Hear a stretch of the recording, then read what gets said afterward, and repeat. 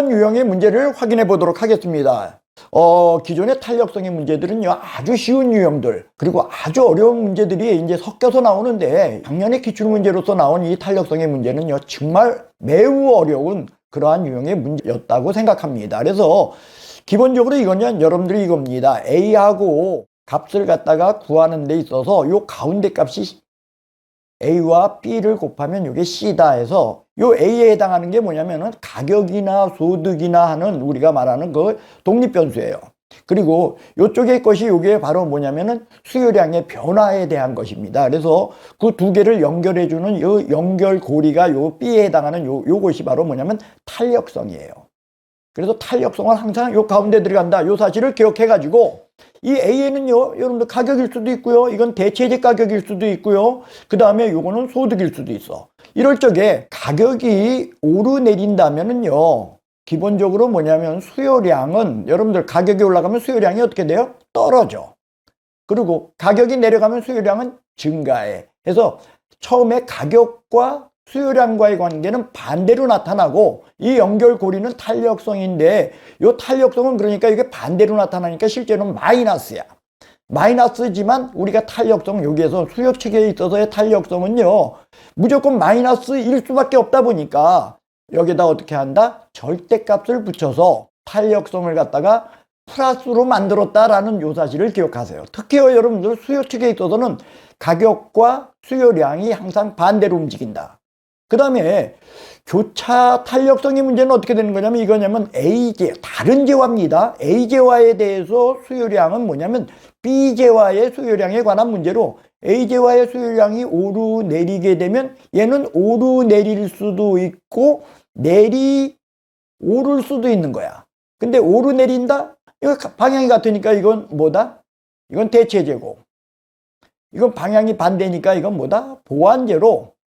결국 여기에 연결되는 이 연결고리라고 하는 것은 역시 탄력성인데 이걸 갖고 우리는 교차 탄력성이다라고 이야기해서 이 교차 탄력성이 같은 대체제일 때는 플러스로 나타나고 보완제일 적엔 방향이 반대이기 때문에 이건 마이너스로 나타나. 그러나 시험에는요 여러분들 계산 문제의 시험 문제는 역대 기출문제가 대체제에 관한 것만 나왔지 보완제 것은 이건 나온 적이 없으니까 여러분들 교차 탄력성은 항상 플러스로 나오는구나. 여러분들 이렇게 기억하시면 되고 여기에 문제는요. 사실상 이 문제는 필요 없었어요. 이건 필요가 없었다.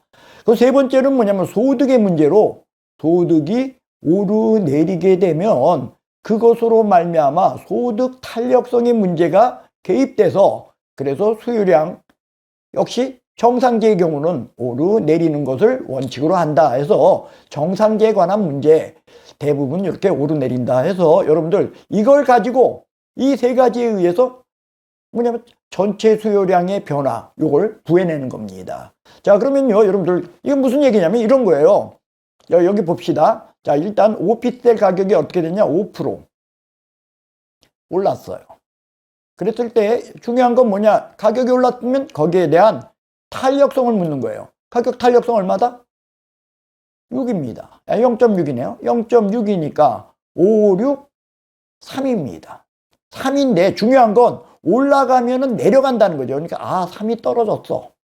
그런데 소득이 얼만큼 변했는지 몰라. 그래서 소득의 변화 요걸 구하라는 거예요. 지금 구하는 건 요걸 구하는 건데 문제는 얼마 구했는지 모르는데 소득 탄력성은 0.5래요. 여기 보십시오. 소득 탄력성 0.5. 그러니까 이게 0.5야. 그런데 얼마가 바뀌었는지 몰라도 전체 수요량이 1% 감소했대요. 이게 1밖에 감소 안 했대요. 그러면 여러분들 여기 3이 감소했는데 1밖에 감소 안 했으니까 여기서는 어떻게 했냐? 2가 증가했다는 뜻이겠죠.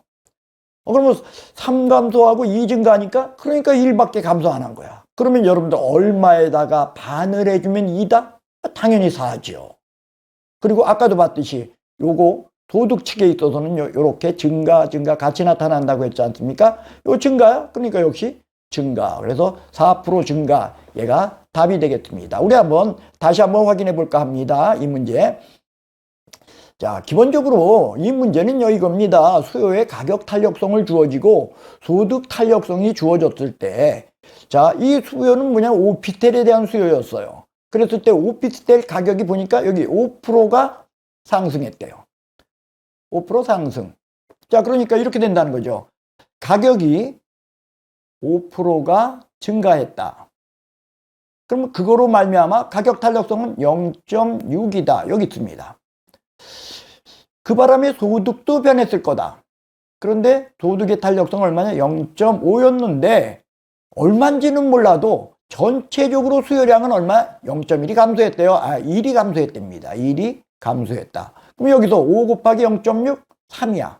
3이 감소했어. 왜? 가격이 오르면 수요량은 감소하니까. 가격이 내리면 수요량은 증가한다. 여러분 당연한 거 아니요? 가격이 오르면 많이 사, 적게 사. 당연히 적게 산다는 거죠. 가격 올라서 그래서 산 만큼 덜 사. 근데 1밖에 덜 안 산대. 그거 왜? 소득이 증가했기 때문이야. 소득은 얼마? 2가 증가했으니까.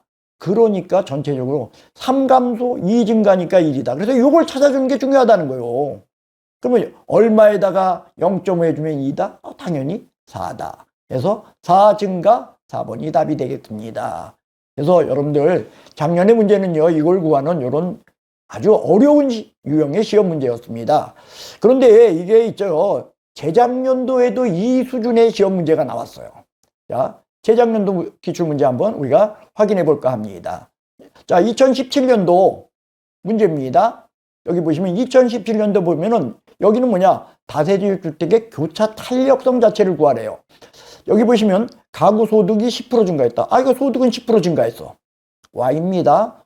소득이 10% 증가했더니 그 다음에 아파트 가격은 5% 상승했어.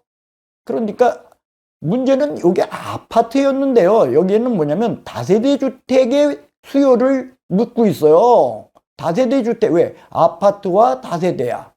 그래가지고 아파트 말고 다세대, 그러니까 다세대 말고 아파트의 가격이 올랐더니 가격이 얼마 올라? 5% 증가했어. 그 바람에 전체적으로 뭐냐면 다세대 주택의 수요가 8% 증가했다는 거예요. 누가? 다세대 주택. 그러니까 여러분들 여기 뭐냐면 요거 탄력성 보니까 0.6이야. 그러면 10 곱하기 0.6이니까 5가 증가했네. 5가 증가했다는 거죠. 그런데 여기 보시면은요, 여러분들 5가 증가한 게 아니라 전체적으로 8이 증가했대. 그러니까 여기서 얼마다? 여기서는 당연히 어떻다? 3만큼 증가해야 된다. 여기네요. 5, 그러니까 6이네요. 예, 6이니까, 죄송합니다. 다시 쓸게요. 다시 한번 보겠습니다. 자, 다세대, 여기 보시면은 소득이 어떻게 됐냐면 소득이 10% 증가했어. 근데 소득 탄력성은 0.6이니까 6만큼 증가했다. 그런데 여기 보면 아파트 가격은 5% 증가했대요. 아파트, 그러니까 다른 주택이야. 다른 거야. 다른 거의 가격이 어떻게 됐냐면 5가 증가했어. 그 바람에 이러한 것에 의해서 결론적으로 어떻게 됐냐? 다세대 주택의 수요는 8%가 증가했대요. 이게. 그러니까 6이 증가했는데 전체가 8% 증가했다는 건 여기서 2가 증가했다. 그러므로 요건 5고 요거 2라면 요게 얼마냐는 거예요. 요게. 그러니까 5에다가 얼마 곱하면 2다? 당연히 0.4. 그래서 0.4. 5 곱하기 0.4가 2다. 단 요게 증가한 걸 보니까 여기서 우리가 알죠. 같이 나타났잖아. 바보 같대.